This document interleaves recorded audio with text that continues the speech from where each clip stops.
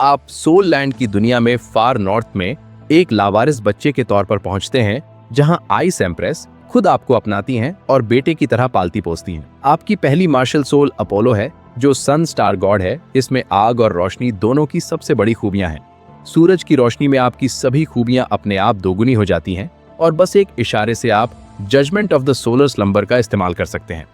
आपकी दूसरी marshal soul void profound ice है। ये रैंक की पाबंदियों को नजरअंदाज करके आपकी सभी खूबियों को 3 गुना कर देती है। आपको भ्रम पैदा करने और दुश्मनों की हूबहू नकल यानी कठपुतली की तरह बनाने की ताकत देती है और आपकी सेहत को लगातार ठीक करती रहती है। जब आप ध्यान खींचने के लिए अपने छोटे छोटे हाथ पैर पूरी ताकत से हिलाते और शोर मचाते हैं, तो आपकी आवाज बर्फीले तूफान के शोर में दब जाती है। ठीक जब आपकी चेतना खोने लगती है और आपको लगता है कि अब सब खत्म हो गया है, तभी हवा और बर्फ की परतों को चीरती हुई एक ठंडी साफ महिला की आवाज आपके कानों तक पहुंचती है। वो आवाज आपके लिए स्वर्ग के संगीत जैसी है। कोई यहाँ है, आप बच गए हैं। आप अपनी पूरी ताकत लगाकर संघर्ष करते हैं। आखिरकार आप तूफान के बीच से एक लंबी आकृति को अपनी ओर आते हुए देखते हैं। बर्फ जैसे सफेद बाल जो टखनों तक लटक रहे हैं और बर्फीली नीली आंखें जो फार नॉर्थ की गहरी चट्टानों की तरह साफ हैं।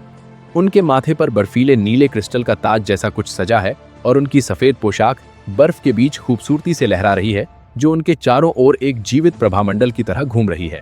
वे बिल्कुल बर्फ और तुषार से जन्मी किसी देवी जैसी लग रही हैं। आपका दिल जोर से धड़क उठा। आइस एम्प्रेस, फार नॉर्थ की शासिका, बर्फ के गड्ढे में पड़े उस बच्चे जो हल्की सुनहरी चमक से घिरा है को देखते हुए उनकी भौएं थोड़ी सिकुड़ गईं। उनकी आंखों में हैरानी थी। उन्होंने अचानक अंतरिक्ष में हलचल महसूस की थी और बीस्ट गॉड डीत यान के हमले से डरकर जल्दी में वहां पहुंची। लेकिन उन्हें बर्फ के गड्ढे में एक इंसान का बच्चा मिला। और भी अजीब बात यह थी कि बच्चे के आसपास की बर्फ पूरी तरह पिघल गई है और यहाँ तक कि परमाफ्रॉस्ट भी सूखी और गर्म हो गई है। जमाने वाली ठंड वाले फार नॉर्थ में होने के बावजूद बच्चे से एक हल्की पिघली हुई गर्माहट निकल रही थी। आइस एम्प्रेस आपको गड्ढे से उठाने के लिए झुकी। जैसे ही उसका हाथ आपके लपेटे हुए कपड़ों को छूता है, कपड़े के जरिए एक सुकून देने वाली गर्माहट महसूस होती है। ये आग की तेज गर्मी नहीं, बल्कि बसंत की धूप जैसी हल्की और सुखद एहसास है। एक ऐसा एहसास जो मन को अपने आप शांत कर देता है। एक आइस एम्प्रेस होने के नाते उसे बहुत ज्यादा गर्मी वाली चीजें बिल्कुल पसंद नहीं है। फिर भी आपसे निकलने वाली उस गर्माहट से उसे कोई परेशानी नहीं हुई, बल्कि उसे माहौल अजीब तरह से शांत लगा। जब उसने अपनी गोद में मौजूद बच्चे को ध्यान से देखा, तो उसे दीवार किले के एक कोने से आती हुई हल्की रहस्यमयी नीली चमक दिखाई दी। उसने धीरे से कपड़े को हटाया और मुर्गी के अंडे के आकार का एक बर्फीले नीले रंग का मोती बाहर लुढ़का। उसकी सतह पर चमकती रोशनी ऐसे नाच रही थी जैसे उसके अंदर कोई छोटा सा तारा बंद हो। उससे एक ऐसी आभा निकल रही थी जो रहस्यमयी और बेहद शक्तिशाली थी। यही वो स्टार ऑफ द गैलेक्सी था जो उसके साथ ही इस दुनिया में आया था। ये रचनाकार देवता ओटान की जीवन भर की शक्ति का ठोस रूप था, जिसमें रोशनी और अंधकार की परम शक्तियां समाहित थीं। जरा सी भी असावधानी से इसका अंधेरा पक्ष किसी के मन को भ्रष्ट कर सकता था। आपका दिल जोर से धड़का। आपने सोचा ये तो बुरा हुआ। और सचमुच जैसे ही जुएडी की उंगलियों ने मोती को छुआ, उसका पूरा शरीर जोर से कांप गया। साफ पानी में स्याही की बूंद गिरने की तरह उसकी बर्फीली नीली आंखों में अचानक गहरा अंधेरा छा गया। उसके बर्फ जैसे सफेद बाल धीरे धीरे सिरे से लेकर जड़ तक गहरे काले रंग में बदलने लगे। पाले की जो शांत और सौम्य आभा पहले थी, अब वो उग्र और अस्थिर हो गई। उसके चारों ओर एक भयानक बर्फीला तूफान घूमने लगा और उसके पैरों के नीचे की बर्फ चटकने और टूटने लगी। जुएडी के मुंह से दर्द भरी दबी हुई आवाज निकली और वो एक घुटने के बल बैठ गया। उसका पूरा शरीर कांप रहा था। वो स्टार ऑफ द गैलेक्सी के कालेपन की चपेट में आ रहा था। घबराहट और डर से पसीने पसीने होकर आप बेताबी से चिल्लाए और आपके छोटे हाथों ने जुएडी की आस्तीन को जोर से पकड़कर मरोड़ दिया। घबराहट में जुएडी की उंगलियां ढीली पड़ गईं और स्टार ऑफ द गैलेक्सी उनकी हथेली से फिसलकर सीधे आपके दीवार किले के अंदर जा गिरा। आप बुरी तरह डर गए थे। आपने कभी खुद को ऐसा चुना हुआ व्यक्ति नहीं माना था जो एक रचनाकार देवता के स्तर के अंधकार का सामना कर सके। फिर भी वो बुराई और दर्द जिसकी तुम्हें आशंका थी, वो कभी नहीं हुई। वो मेंदा जिससे कभी इतना डरावना आभा मंडल निकल रहा था, अब तुम्हारी छाती पर चुपचाप पड़ा था। उससे अंधकार का जरा सा भी अंश नहीं निकल रहा था।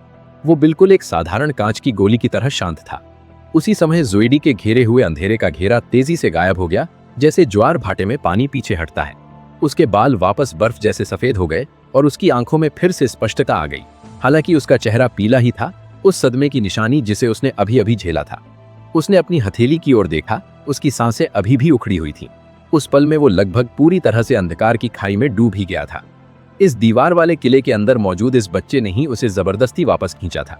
जिस बात ने उसे और भी हैरान किया वो ये थी कि वो शू बीड, एक ऐसी शक्तिशाली चीज जिसे वो खुद भी नहीं झेल सकता था, इस बच्चे पर रखे जाने पर उसने कोई प्रतिक्रिया नहीं दी।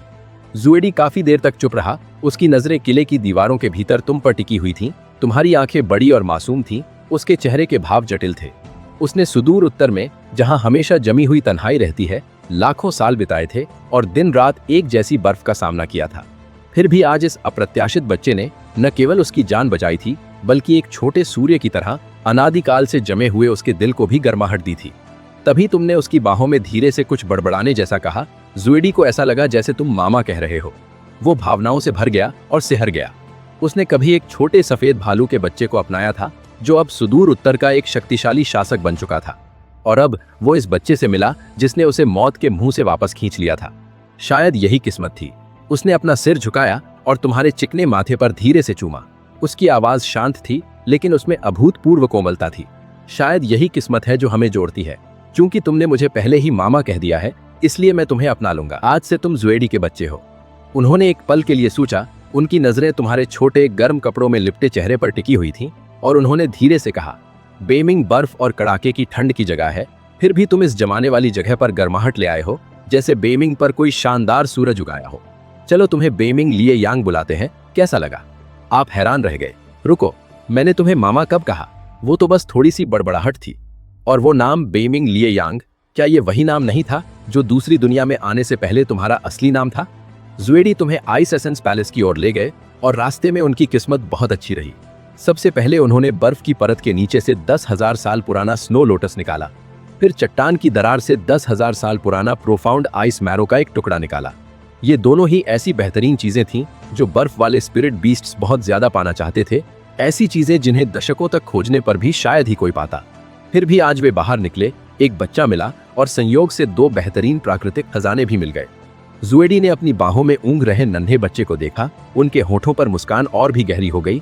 बच्चा सचमुच किस्मत लाने वाला था। आइस गोल्ड पैलेस लौटने पर जुएडी ने स्नो लोटस और आइस मैरो को सावधानी से रख दिया, लेकिन तभी उनके सामने एक बड़ी मुश्किल आ खड़ी हुई। उन्हें यह पता नहीं था कि इंसानी बच्चे को कैसे पालते हैं। जुएडी ने जब पुलारी भालू के एक छोटे बच्चे को पाला था, तो वो बर्फ में रहने पर भी ठीक ठाक रहता था, लेकिन इंसानी बच्चे बहुत नाजुक होते हैं। सुदूर उत्तर की कड़ाके की ठंड उन्हें आसानी से नुकसान पहुंचा सकती थी। फिर भी कुछ देर तक आपको देखने के बाद जुएडी को हैरानी हुई कि आप गर्म और आरामदायक स्थिति में थे, और जमाने वाली ठंड का आप पर कोई असर नहीं हो रहा था। आपके शरीर के अंदर रोशनी की गर्म आभा के साथ साथ अब बिना किसी को पता चले शुद्ध आइस एसेंस का एक अंश भी मौजूद था। मामला और जटिल तब हुआ जब आपको भूख लगी। आप रोने लगे और उनकी गोद में सिमट गए। लाखों साल तक जीने के बावजूद जुएडी को यह नहीं पता था कि इंसानी बच्चे को खाना कैसे खिलाते हैं। काफी देर तक हिचकिचाने के बाद उसने सावधानी से अपनी आत्मा की शक्ति को इकट्ठा किया, सारी कठोर और बर्फीली नफरत को हटाकर उसे सबसे कोमल ऊर्जा में बदल दिया, और फिर उसे तुम्हें खिलाया। आप बेसुध होकर खा रहे थे और आपको एक झुनझुनी सी महसूस हो रही थी। डोलुआ दुनिया में आने के बाद तुम्हारा पहला खाना खुद जुएडी ने तुम्हें खिलाया था। जब तुम खुशी खुशी खा रहे थे, तभी आइस क्रिस्टल पैलेस के बाहर से एक खुशमिजाज आवाज सुनाई दी। कुछ ही पलों बाद पन्ने जैसे हरे रंग के कपड़ों में लिपटी एक आकृति तेजी से अंदर आई।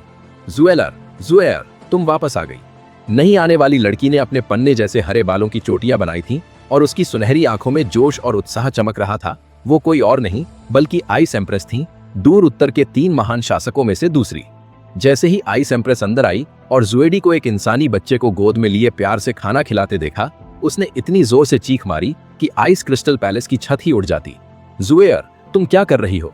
ये इंसानी बच्चा कहां से आया? तुम इसे क्यों खिला रही हो? आइस एम्प्रेस पूरी तरह घबरा गई थी। वो बिजली की तेजी से आगे बढ़ी। उसकी सुनहरी आंखें फटी की फटी रह गईं। वो बिल्कुल ऐसी लग रही थी जैसे किसी बिल्ली की पूंछ पर गलती से पैर पड़ गया हो।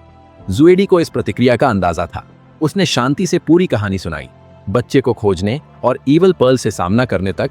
उसने बच्चे द्वारा उसकी जान बचाने के साथ साथ रास्ते में 10,000 साल पुराने स्नो लोटस और 10,000 साल पुराने प्रोफाउंड आइस बैम्बू शूट को भी उठाने का जिक्र किया। आइस एम्प्रेस हैरान होकर चुपचाप सुनती रही। पहले ईवल पर्ल ने लगभग जुएर को अपने वश में कर लिया था, और फिर इस इंसानी बच्चे ने उसकी जान बचाई थी, और साथ ही अच्छी किस्मत भी लाई थी। उसने जुएडी की बाहों में तुम्हें देखा, और उसकी शुरुआती हिचकिचाहट काफी हद तक कम होने लगी। फिर भी उसके चेहरे पर उत्सुकता बनी रही जब वो पास झुकी और तुम्हारे गोल मटोल मुलायम गाल को उंगली से छुआ। बच्चे की त्वचा से एक हल्की गर्माहट महसूस हुई जिससे उसकी आंखें खुशी से चमक उठी। ये बच्चा इतना गर्म क्यों है, जैसे कोई छोटा सूरज हो। सिर्फ बच्चे के गाल को छूने से उसका मन नहीं भरा। उत्सुकता के कारण उसने अपनी उंगली नीचे की ओर बढ़ाई और तुम्हारे छोटे से लिंग को मजाक मजाक में छू दिया। तुम तुरंत अकड़ गए। हे भगवान, इस चोटी बांधने वाली लड़की को क्या हो गया है। अगले ही पल वाह, तुम जोर जोर से रोने लगे जिसे चुप कराना मुश्किल था। चौंक कर बिंगडी पीछे हट गई। उसे अचानक पछतावा हुआ। उसने हड़बड़ी में और अनाड़ीपन से तुम्हें चुप कराने की कोशिश की। अरे अरे, रोना मत, मैं अब इसे नहीं छूंगी, प्रॉमिस करती हूँ। जुएडी ने झुंझलाते बिंगडी का हाथ हटा दिया, तुम्हें अपनी बाहों में कसकर भर लिया और तुम्हें शांत करने के लिए प्यार से फुसफुसाने लगी। बिंगडी ने अपना सिर खुजलाया। तुम्हारे आंसुओं से भीगे लाल हो चुके छोटे से चेहरे को देखकर उसे तुम और भी अच्छे लगने लगे। तब से आइस गोल्ड पैलेस एक जीवंत जगह बन गया और हमेशा अलग थलग रहने वाली जुएडी एक कोमल प्यार करने वाली माँ जैसी बन गई। वो सब कुछ खुद संभालती थी। जबकि घमंडी और तीखे स्वभाव वाली आइस एम्प्रेस ऐसी बन गई जिसके काम उसकी तीखी बातों से बिल्कुल अलग थे। वो परेशानी की शिकायत तो करती, लेकिन तुरंत इंसानों की दुनिया में जाकर तुम्हारे शरीर को पोषण देने के लिए दुर्लभ खजाने और दवाइयां ढूंढने निकल पड़ती। ये सुनकर कि एसेंस ग्लू शरीर को मजबूत बना सकता है और स्पिरिट रिंग को सोखने की उम्र की सीमा बढ़ा सकता है, आइस एम्प्रेस बार बार इंसानों की दुनिया में गई और बड़े गुटों और शहर के शासकों के भंडारों पर छापे मारे। लौटने पर वो उन चीजों और सुदूर उत्तर की दुर्लभ जड़ी बूटियों का इस्तेमाल करके एक असरदार टॉनिक बनाती और हर दिन ये पक्का करती कि तुम उसे पूरा पी लो। 6 साल पलक झपकते ही बीत गए। तुम एक मजबूत जोशीले लड़के बन गए थे और आइस क्रिस्टल पैलेस में रोज तलवारबाजी का अभ्यास करते थे।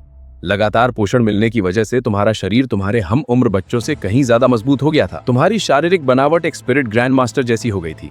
आखिरकार तुम्हारी स्पिरिट अवेकनिंग सेरेमनी का दिन आ ही गया। आइस एम्प्रेस ने बहुत पहले ही इंसानों के तरीके वाला अवेकनिंग एरे तैयार कर लिया था जिसमें सारी चीजें सही क्रम में रखी हुई थी। स्नो एम्प्रेस पास ही खड़ी थी, उसकी नीली आंखों में उम्मीद भरी थी। बीच में कदम रखो, डरो मत, चाहे कोई भी स्पिरिट जागे, तुम हमारे बच्चे हो। तुमने सिर हिलाया और एरे के बीच में कदम रखा। आइस एम्प्रेस ने अपनी स्पिरिट पावर उसमें डाली। एक सुनहरी चमक तुरंत ऊपर की ओर उठी और तुम्हें पूरी तरह से घेर लिया। तुम्हारी आत्मा की गहराइयों से एक दबी हुई गूंज उठी, जैसे सदियों से सो रहा सूरज अचानक अंधेरी खाई में जाग उठा हो, और एक शानदार दबदबे वाली आभा बाहर की ओर फैल गई। यहाँ तक कि आइस और स्नो एम्प्रेस की आभा भी इसके जवाब में कांप उठी। उन्होंने एक दूसरे की ओर देखा और एक दूसरे की आंखों में गहरा सदमा देखा। इस बच्चे की आत्मा में छिपी शक्ति सचमुच डरावनी थी। अगले ही पल दोपहर की सूरज की तरह तेज लाल रोशनी चारों ओर फैल गई। हवा तुरंत गर्म होकर झुलसने लगी और आइस क्रिस्टल पैलेस की दीवारें उस दबाव से चरमराने और टूटने लगी। अत्यधिक गर्मी ने सुदूर उत्तर की कड़ाके की ठंड को पीछे धकेल दिया। आपके पीछे धीरे धीरे एक विशाल साया उभरने लगा, एक ऐसा शरीर जिसमें पूंछ का फिन और धड़ लाल और चांदी सफेद रंगों से गुथे हुए थे और वो कोणीय कवच पहने हुए था जो सुनहरी चमक बिखेर रहा था। उसके माथे पर एक सुनहरी आग चमक रही थी, जबकि उसकी छाती पर मौजूद सोल एसेंस कोर एक छोटे सूरज की तरह धड़क रहा था और रोशनी की लपटें छोड़ रहा था। उसके पीछे एक लाल धनुषाकार प्रभा मंडल से चमकदार सुनहरी रोशनी फूट रही थी। पंखों की तरह फैलते हुए उससे एक झुलसा देने वाली दिव्य शक्ति निकल रही थी जो सब कुछ राख कर सकती थी। दर्जनों मीटर ऊंचा वो साया विशाल हॉल में खड़ा था। वो सूर्य के केंद्र से बाहर निकलते हुए युद्ध के देवता जैसा लग रहा था। साथ ही आपके काले बालों और आंखों में बदलाव आया। आपके बाल चमकदार सुनहरे हो गए और आपकी आंखें जलते हुए लाल रंग की हो गईं, मानो उनमें लपटें उठ रही हों। ये कौन सी मार्शल सोल है? इसका नाम क्या है? बिंगडी ने बेचैनी से पूछा। आपने अपने पीछे उस जाने पहचाने साये को देखा। आपका दिल जोरों से धड़क रहा था। अपोलो, सन स्टार गॉड। बर्फ और बर्फ के सम्राटों ने एक दूसरे की ओर देखा। उनकी आंखों में हैरानी थी। लाखों वर्षों तक जीवित रहने के बावजूद उनमें से किसी ने भी इस नाम की मार्शल सोल के बारे में कभी नहीं सुना था। फिर भी इस आभा का मौजूद होना, जिसने अल्टीमेट आइस को भी झुलसा देने वाला महसूस कराया, ये तय करने के लिए काफी था कि इस मार्शल सोल की गुणवत्ता अकल्पनीय रूप से उच्च थी। हालांकि शक्ति का उभार अभी खत्म नहीं हुआ। धड़ाम, अचानक ठंड की एक लहर जो बेहद तीखी थी बाहर की ओर फैल गई। हवा तुरंत जम गई और बर्फ के क्रिस्टल चारों ओर जमीन पर फैल गए। बर्फ की परत जो पहले तेज गर्मी से पिघल गई थी तुरंत फिर से जम गई। ठंड अब पहले से कहीं ज्यादा थी। एक कोणीय बर्फीले नीले रंग का क्रिस्टल धीरे धीरे आपके सामने तैरने लगा। इसका पूरा शरीर गहरे नीले रंग की चमक से जगमगा रहा था, जिससे एक निर्मम ठंडक निकल रही थी कि बिंगडी भी सहज रूप से घबराकर निगलने को मजबूर हो गए। ये ताइक्शू प्रोफाउंड आइस है। जैसे ही ये जानकारी आपके दिमाग में उमड़ी, आपकी आंखें चमक उठी। ये गैलेक्सी स्टार के रिसाव से उत्पन्न एक शक्ति थी जो साइलोंग की काली ऊर्जा और सुदूर उत्तर की प्रोफाउंड आइस से मिश्रित थी। इसमें 3 मुख्य क्षमताएं थी। पहली ये कि ये रैंक प्रतिबंधों के परवाह किए बिना सभी गुणों को तिगुना कर देती थी। दूसरी, ये एक प्रोफाउंड आइस इल्यूजन दायरे का निर्माण कर सकती थी जो फंसे हुए पीड़ितों के समान शक्ति वाले प्रेतों की प्रतिकृतियां बनाती थी। ऐसी इकाइयां जो तब तक अनंत रूप से पुनर्जीवित होती रहती थी जब तक कि उनका ऊर्जा स्रोत नष्ट न हो जाए। तीसरी, इसकी ऊर्जा इतनी शुद्ध थी कि इसे साधना के लिए सीधे अवशोषित किया जा सकता था, जिससे असंख्य वर्षों के प्रोफाउंड आइस मैरो के समान प्रभाव प्राप्त होते थे। ये चोटों को तेजी से ठीक कर सकती थी और आत्मा शक्ति को पुनर्पूर्ति कर सकती थी। बेशक इसके दुष्प्रभाव भी थे। अस्थिर इच्छा शक्ति वाले लोगों के लिए संपर्क अंधकारमय शक्तियों द्वारा भस्म होने और कठपुतली बनने का जोखिम था। जुड़वा मार्शल आत्माएं। शी महारानी पहले तो प्रसन्न हुई, लेकिन जल्द ही उनकी भौहें चिंता से तन गई। हिम महारानी का चेहरा तुरंत बदल गया। अरे नहीं, मानव अभिलेखों के अनुसार 2 मार्शल आत्माओं वाले व्यक्ति स्पिरिट रिंग्स को अवशोषित करते ही विस्फोट होकर मर जाते हैं। छोटी भेड़ स्पिरिट रिंग्स को अवशोषित नहीं कर सकती। उस समय बेबी डोंग के पास 2 मार्शल आत्माएं होना एक गहरा रहस्य था। महाद्वीप पर दर्ज हर मामले में यूजर स्पिरिट रिंग्स को अवशोषित करने पर विस्फोट हो जाता था। फिर भी आप मुस्कुराए बिना नहीं रह सकी। आंटी स्नो, आंटी आइस, चिंता मत करो। 2 मार्शल आत्मा इतनी भयानक नहीं है। बस एक मार्शल आत्मा को टाइटल डब्ल्यू रैंक तक विकसित करो, अपने शरीर को उसकी चरम सीमा तक मजबूत करो और फिर दूसरी मार्शल आत्मा में उच्च स्तरीय स्पिरिट रिंग्स जोड़ लो। बस इतना ही आसान है ना? आपने पहले ही सारी योजना बना ली थी। सबसे पहले ताइक्शु प्रोफाउंड आइस यानी आदि शून्य प्रोफाउंड आइस का विकास करो। सुदूर उत्तर के प्राकृतिक लाभों का उपयोग करके तेजी से विकास करो। एक बार जब आप टाइटल डब्ल्यू रैंक तक पहुंच जाते हैं और आपका शरीर पर्याप्त रूप से मजबूत हो जाता है, तो आप सोलर स्टार गॉड अपोलो को 1 लाख साल या यहाँ तक कि कई लाख साल की स्पिरिट रिंगे पहनाते हैं। सोलर एनिहिलेशन की रोशनी के एक ही धमाके से पूरा डोलुओ का महाद्वीप हिल जाता। आइस एम्प्रेस हैरान होकर चुपचाप सुनती रही। ऐसी रणनीति के बारे में उन्होंने कभी नहीं सुना था। सदमे से उभरने से पहले ही उनकी नजर उस क्रिस्टल जैसी ताइक्शु प्रोफाउंड आइस पर पड़ी और उनकी लार टपकने लगी। उसकी आभा और शुद्धता 10,000 साल पुरानी प्रोफाउंड आइस वाटर से भी ज्यादा आकर्षक थी। काफी देर तक हिचकिचाने के बाद उन्होंने स्नो एम्प्रेस का ध्यान न देने का मौका देखकर झुककर उसे जल्दी से चाट लिया। धमाका। आइस एम्प्रेस की आभा अचानक बढ़ गई। उनके सभी गुण उसी क्षण 3 गुना हो गए। एक विशाल उमड़ती हुई शक्ति उनके शरीर में दौड़ गई और उनकी आंखें चमक उठी। लेकिन कुछ सेकंड की खुशी के बाद वो शक्ति तेजी से कम हो गई और वो अपनी असली हालत में वापस आ गई। ये वापस नीचे क्यों आ गई? आइस एम्प्रेस ने बेचैनी से पूछा। आपने बेबसी से आ भरी? आंटी, वो मार्शल आत्मा अभी भी कम लेवल का है। ये असर को ज्यादा देर तक बनाए नहीं रख सकता। साथ ही इसमें कंट्रोल करने का असर भी है। उसे चाटने से असल में आपके अंदर एक कंट्रोल सीड डाल दिया गया है। एक छोटा सा बच्चा जिसने अभी अभी अपना मार्शल वाल जगाया है और वो मुझे कंट्रोल करेगा? आइस एम्प्रेस को यकीन नहीं हुआ। उन्होंने अकड़ कर कहा, मुझे यकीन नहीं है, करके दिखाओ। आप मुस्कुराए। आंटी, अपने गाल को चुटकी काटो, फिर दोनों हाथ ऊपर उठाकर चिल्लाओ। बीस्ट मैन कभी स्लेव नहीं बनेंगे जब तक कि रहने और खाने की सुविधा न मिले। बिंगी शुरू में सख्त दिखना चाहती थी, लेकिन उनके शरीर ने उनकी इच्छा के विरुद्ध काम किया। उनके हाथ अचानक ऊपर उठे। उन्होंने अपने गालों को जोर से नोचा, फिर सिर के ऊपर उठाकर पूरी ताकत से चिल्लाया। ऑर्क्स कभी गुलाम नहीं बनेंगे जब तक कि रहने और खाने की सुविधा ना मिले। उनकी आवाज गड़गड़ाहट जैसी थी जो पूरे आइस क्रिस्टल पैलेस में गूंज उठी। चिल्लाने के बाद बिंगी वहीं जम गई। श्यूदी ने चुपचाप अपना चेहरा दूसरी तरफ मोड़ लिया। उनके कंधे हल्की हल्की हंसी दबाने की वजह से कांप रहे थे। बिंगी का ध्यान टूटा। उसका चेहरा एकदम गहरे लाल रंग का हो गया और वो चिल्लाते हुए तुम्हारी तरफ झपटी। अरे बदतमीज बच्चे, तुम्हारी हिम्मत कैसे हुई? अपने मजाक को एक तरफ रखें तो आइस और स्नो दोनों भाई बहन सच जानते थे। इस बच्चे की मार्शल आत्मा पहले से ही इतनी ताकतवर थी कि डोलुओं के महाद्वीप की जानी पहचानी हर चीज को चुनौती दे सके। अभी अभी जागने के बावजूद ये लाखों वर्षों की साधना वाले स्पिरिट बीस्ट की खूबियों को 3 गुना कर सकती थी और कुछ समय के लिए उस पर काबू भी पा सकती थी। जरा सोचिए कि पूरी तरह से विकसित होने पर यह बच्चा कितना खतरनाक हो जाएगा। मार्शल आत्मा के जागने के बाद जन्मजात स्पिरिट पावर का टेस्ट हुआ। जैसे ही आपने क्रिस्टल बॉल पर अपना हाथ रखा, पूरे गोले में एक चकाचौंध देने वाली रोशनी फैल गई जो बाहर निकलकर पूरे आइस क्रिस्टल पैलेस को रोशन कर रही थी। जन्मजात पूरी स्पिरिट पावर, बिल्कुल जैसा सोचा था। बिंगी ने उत्साह से तालियां बजाई। जन्मजात पूरी स्पिरिट पावर का मतलब एकदम शिखर से शुरुआत करना था। उन 2 ग्रेड 8 मार्शल आत्माओं के साथ भविष्य में असीमित संभावनाएं थी। जदी को भी पूरा भरोसा हो गया। उसने तुरंत वो खजाने निकाले जिन्हें उसने बरसों से संभाल कर रखा था। 20,000 साल पुराने आइस पोलर फैंटम फॉक्स की एक बाहरी स्पिरिट बोन, साथ ही 10,000 साल पुरानी ice marrow grass, ice soul nether fruits और myriad year cold jade leaves का ढेर, और वो सब तुम्हारे हाथों में थमा दिए। इन रहस्य खजानों को सोखने के बाद तुम्हारा शरीर एक उच्च रैंकिंग स्पिरिट किंग के स्तर तक पहुंच गया, जबकि तुम्हारी आध्यात्मिक शक्ति स्पिरिट एम्परर के स्तर तक पहुंच गई। बाहरी स्पिरिट बोन ने तुम्हें भ्रम को देखने, आध्यात्मिक वेधन और सभी गुणों को बढ़ाने जैसी क्षमताएं दी।